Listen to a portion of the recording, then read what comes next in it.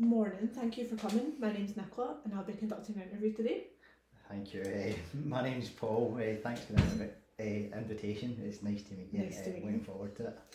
So, the interview today will be competency based. It shouldn't take any longer than about 20 minutes. Just to let you know that I'm recording the interview. It'll be saved following compliance with GDPR, so don't worry about that. I'll also be like writing while we're chatting and stuff, just taking notes and stuff, so don't worry about that either. And feel free to take a bit of time to answer any of the questions if you do need a minute to think about them. You don't need to answer them right away. So, did you find us okay today? Yeah, I did. Traffic was a bit weird, a bit of a nightmare, but I got here. I left loads of time. I'm hoping it was probably just a wee bit unusual time of day. Yeah, hopefully it was. I mean, maybe just the time of the year, it's so close to Christmas, everything's busy at the moment. Do you want any water or a tea or coffee or anything?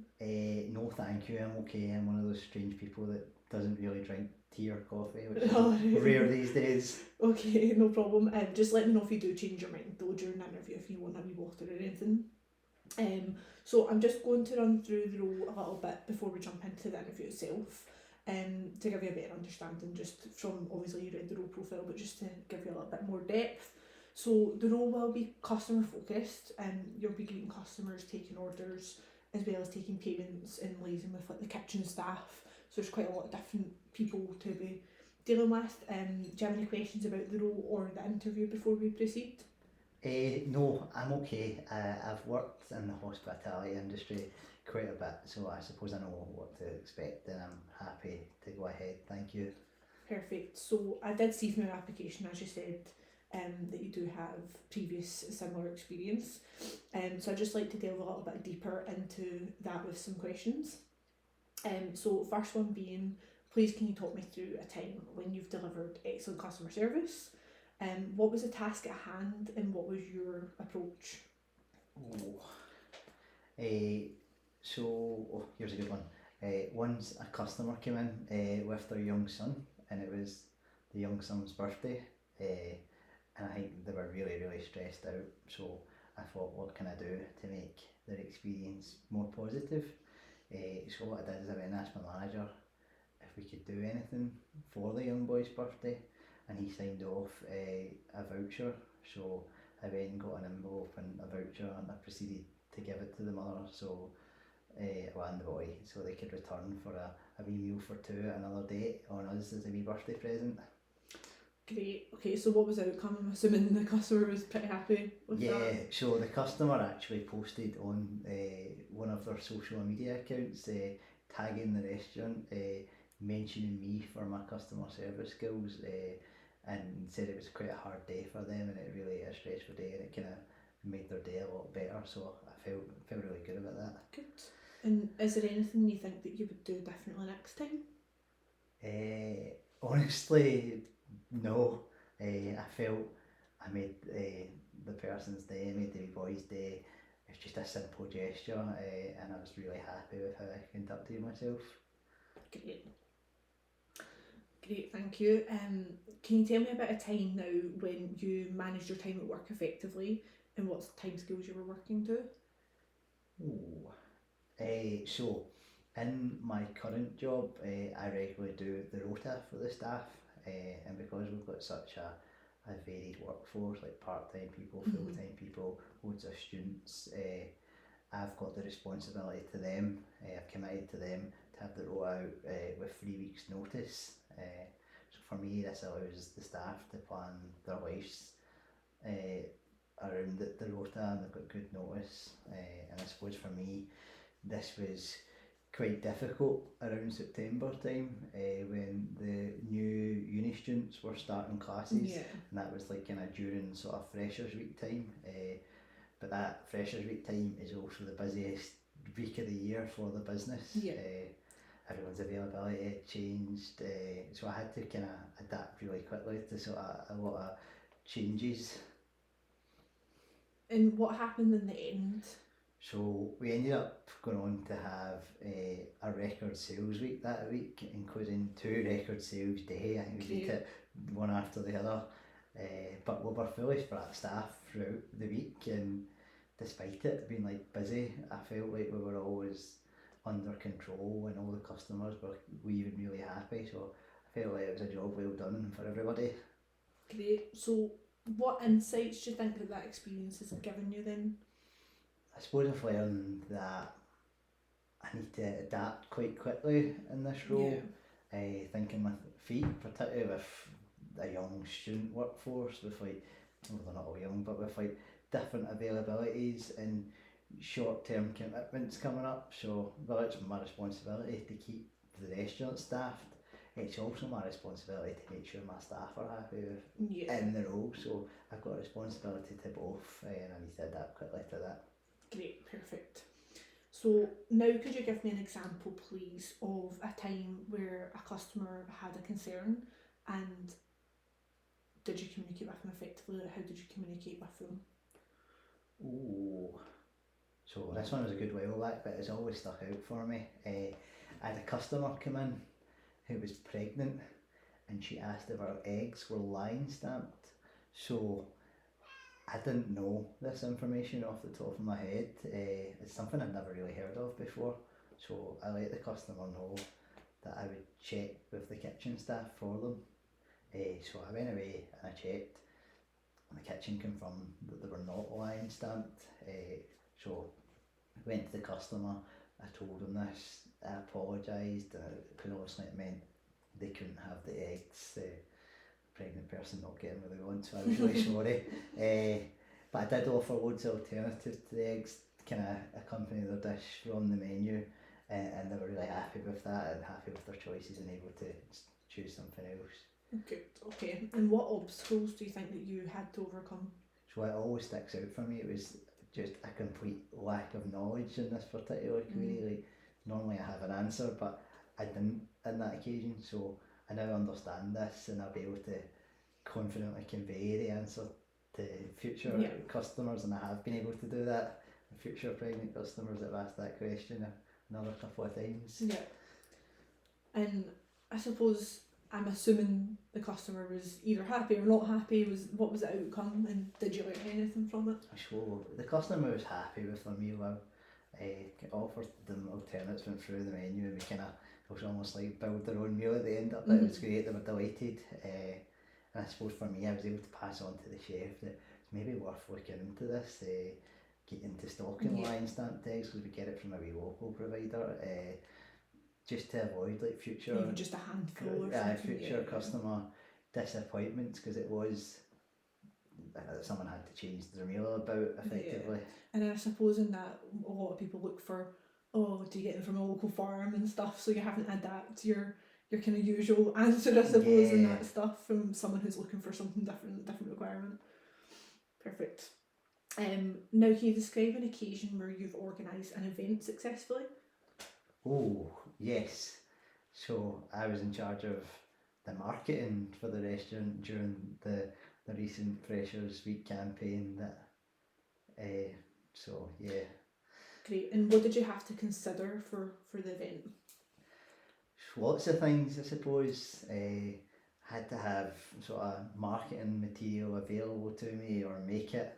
Had to have staffing availability. I had to have the right type of staff, I suppose, because I wanted like outgoing, really fun, lively people to sort of man the stalls. And I suppose timing and transport were important as well. And also making sure the restaurant was fully staffed to handle more customers coming in, hopefully due to what was the success. Successful campaign. Okay, and do you feel like your approach worked? Yeah, so as I mentioned, Freshers Week's our busiest week, and we went on to have the record sales week, so I would say it was definitely a big success. Good. Looking back, what do you think was the most challenging aspect of that? Logistics. So for me, I didn't really consider the time it would take to park up the car, the time it would take to transport the materials up a flight of stairs, get them set up. So it caused us to probably rush a wee bit in the setup, feeling a wee bit stressed, but it did end up going really well, and it's a lesson, I suppose, for next time. Give yourself a bit more time. Yeah, definitely. Okay. And this is a bit of a hard one for some people. Um, have you ever made a mistake at work, and how did you handle that mistake? Oh, no, I don't make mistakes. No, Good the, answer. the early days of my hospitality career, I accidentally, well, I didn't, I was going to cash up wrong. It was late at night, and I couldn't get the tills to balance. So I was racking my brains, honestly, for about an hour, and just the maths just wouldn't work out. It turned out in the end it was due to a missing voucher, but I didn't see it, and I had to leave a note for the manager in the morning to get him to take a look at it, like explaining that I'd tried my absolute hardest and I just couldn't work out the maths and where I'd went wrong with it. So on the note I said, listen, I'll call you in the morning to clarify everything I've tried. Kind of noted that I didn't want to disturb him, like last thing at night when he was getting up early to open up the next day, and I just kind of made the decision that he could wait till the morning. So I think he appreciated that approach. He appreciated the fact that I came to him with the note, was honest rather than forcing through a mistake, and he noticed the voucher, which was stuck to the back of a receipt. Someone had stapled it and I'd missed it. So. Right.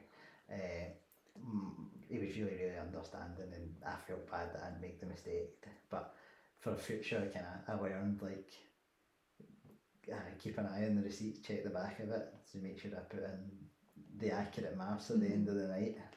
And do you think since then that's probably been applied to your roles moving forward, like that kind of attention to detail that you learned from it? Oh yeah, 100%. Like, I'm quite an attention to detail person, and it annoyed me that I couldn't get it. So I know in the future, like, or I have known in the future, where are the vouchers, where are the gift cards.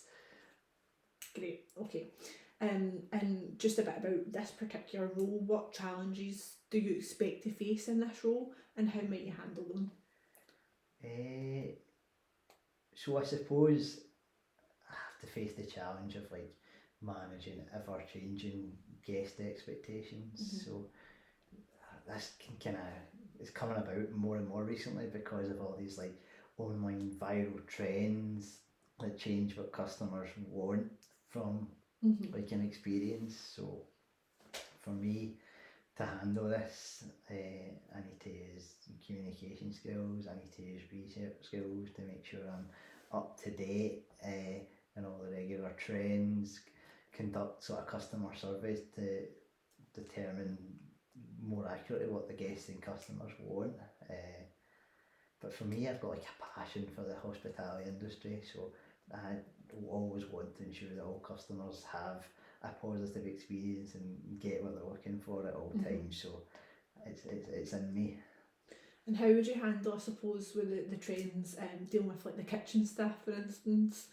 How would you manage their attitudes towards these viral trends and customers changing their expectations all the time? Because I know kitchen staff can be. Yeah, kitchen staff are kitchen staff. Some kitchen staff don't like the smallest of changes. They don't like putting 18 chips on instead of 19 chips, but you just have a wee bit of banter, and we're all aiming for the customer to go out happy and to have a stress-free shift. So it's just kind of keeping everybody on the same team, I suppose. Good. That's great, thank you so much. So that concludes my questions for you. So do you have any questions for me at the moment? Yeah, I've got a few. So, wondering what the sort of shift pattern looks like in this role. So a bit of a mixture really. So the shift will be a mixture of early shift, mid shifts and close shifts or back shifts. The latest you'll probably work until, just to kind of give you an idea, is probably around 11 p.m. on the kind of closed shift. Obviously that can kind of go a little bit more, a little bit less, just depending on how quickly you guys can clean up and close down, and or what's going on that day, like just a mixture of things. But we'll try and let you away as close to about 11 p.m. as possible. After all the kind of closed down cleaning procedures have been completed. That's good. I'll easily make my last bus down. Any other questions? How many people are you hiring today? At the moment, it's just the one. So this isn't a new vacancy. It's actually a replacement for someone who's just recently been promoted to a more senior position within the company. Oh, so you've answered my next question then. So I was going to ask, what are the progression opportunities? Because obviously I've progressed before. Yeah, so there definitely are opportunities for progression for the right candidate with the right kind of attitude and skills. I'd say we have a few sites as well, so I think there's more scope for that because we're not like a little tiny company with like a few employees and it's quite hard to kind of move around. So there'll be some progression opportunities, as I said, for the right person. Brilliant. Do the staff sort of get like any like perks, like meals on shifts, or would I need to bring in a wee packed lunch? No, actually, we do for your kind of half-hour break, depending on when that falls on the day, also depending on what shift you're on, we'll try and give you like an appropriate meal for the shift you're on for your 30-minute break. So that's obviously, and that's for free, you don't need to pay for it or anything. So for instance, at lunchtime, we'd maybe give you like the option to have like soup and a sandwich. Dinner time might be more of a dinner kind of meal, and depending on what we're kind of serving at the time. Brilliant. And when am I going to hear back from you whether I've got the job or whether you're going to give me some lovely positive feedback? So I should be able to provide feedback by the end of this week. I'm hoping to conclude everything by the end of this week. So I'd say probably Friday afternoon at the latest. Brilliant, that's great. That's all my questions, so thank you very much. No, thank you. Nice to meet you today. Nice to meet you. Right, Thanks for coming in. Thank Thanks, you. bye. Thank you.